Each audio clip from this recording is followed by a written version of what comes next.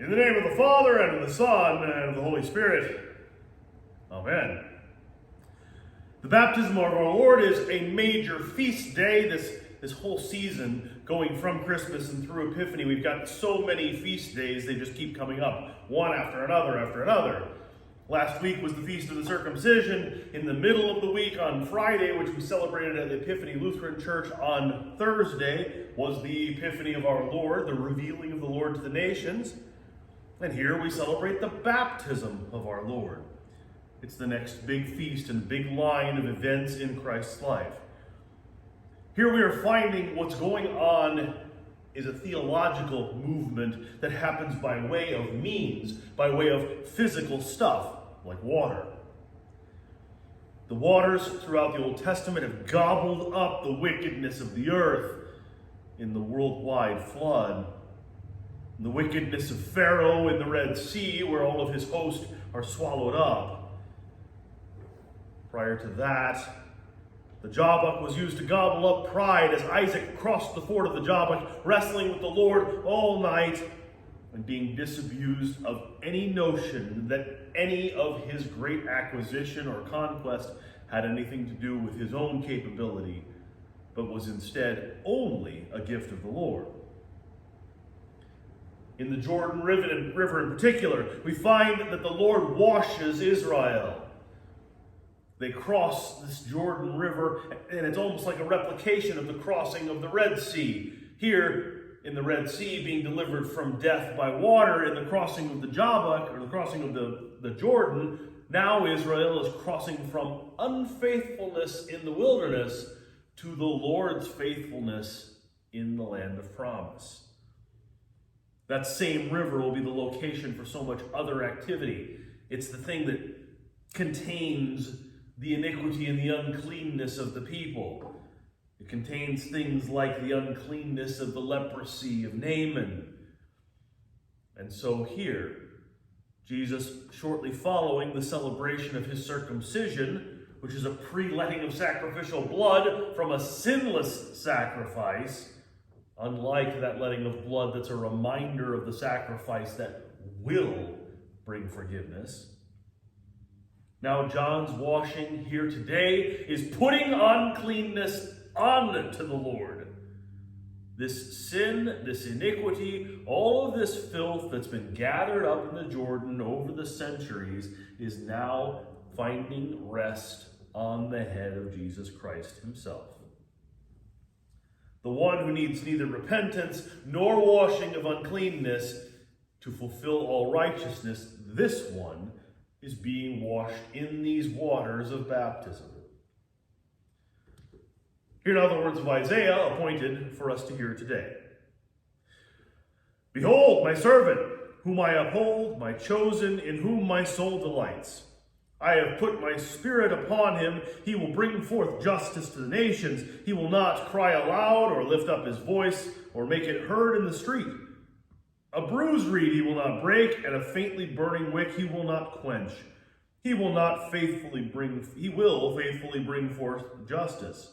He will not grow faint or be discouraged till he has established justice in the earth.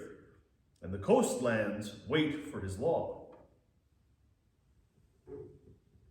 Now, this promise of justice, this is not quite so calming or peaceful of a thing for us to hear, because the promise of justice has us in its sights, and it is looking to bring us down. This promise of justice is coming for you, not coming for you. That promise of justice brings the law down to bear. And it shows us our second table failure in God's law. We find that we have not loved our neighbors as ourselves. We have not, perhaps we haven't murdered our neighbor, but we have failed in the rest of the commandment. We have not uplifted our neighbor in their body and preserved their life to the best of our ability, and even suffered our own weakness because of it. We have not uplifted and upheld the marriage and the vows of all of our neighbors to keep them faithful to each other in the same way we are to be faithful to our own spouses. We have not preserved our neighbor's property at every turn. We have not taken the opportunity to speak only well of our neighbor and never to hear things that are unkind or unnecessary about our neighbor, and we have let our minds wander into being concerned about what our neighbor has to say about us or what our neighbor thinks of us. These are 5th, 6th, 7th, 8th commandment problems which are revealed to us in this justice coming into the earth. And yet the way Isaiah speaks of it, somehow this justice is not coming to destroy us. Somehow this justice is coming, and we should be pleased and happy that it's coming, as if it's not coming to crush us underneath itself. The reason being, the justice that comes on the wings of him who delivers us from sin. He will not fail. The Lord Jesus keeps his law. The Lord's Messiah, who for the people the people Isaiah is speaking to, this one that is yet to come, he is delivering forgiveness because he has perfection in himself, and he can actually bring it. Isaiah continues, "Thus says God the Lord, who created the heavens and stretched them out, who spread out the earth and what comes from it, who gives breath to the people on it and spirit to those who walk in it." Saint Isaiah recalls for us the creation of the earth itself. In Genesis chapter 1, the triune God brought forth all that was, and everything that ever has been made was made by him. All the things. It's by the will of the Father that creation comes to pass, by the word of the Son speaking things into existence, that all comes to be, while the Spirit of the Lord hovers over the waters. It's echoed in John chapter 1, Genesis 1 and John 1 are complementary to each other, reinforcing the notion that the Lord God, the triune God, this is the same God whose Son, Jesus, the second person of the Trinity, is the one who is incarnate in human flesh. And so too here at the baptism of our Lord, the voice of the Lord from on high, the Son in human flesh in the water, and the Spirit descending like a dove upon him, present for all to see. He who created the heavens and the earth, now in the midst of the earth, is creating salvation for iniquity. And he will create it by way of his death.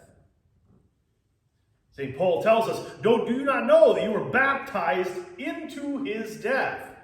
And being baptized into his death, we are baptized also into his resurrection. This water for us, which put iniquity onto Jesus, delivers us from iniquity, bringing righteousness and justice in its wake. Isaiah concludes this morning, "Thus says God the Lord, I am the Lord. I have called you in righteousness. I will take you by the hand and keep you. I will give you as a covenant for the people, a light for the nations, to open the eyes that are blind, to bring out the prisoners from the dungeon, from the prison to those who sit in darkness." The Lord is not just delivering you from sin. He is even doing more than that. He is making lights out of you. He's making righteousness where there was unrighteousness. He's making sinlessness where there was sin. He's making faithfulness where there was unfaithfulness. He's making belief where there was unbelief. And not only that, he's also making proclaimers of you where there were silent or those who spoke against the word of God before. Now the Lord will do as he says. He will open our mouths. His word will pour forth when we speak. The Lord, our Lord, opens our lips and brings forth his proclamation through us. In the name of this Jesus, amen.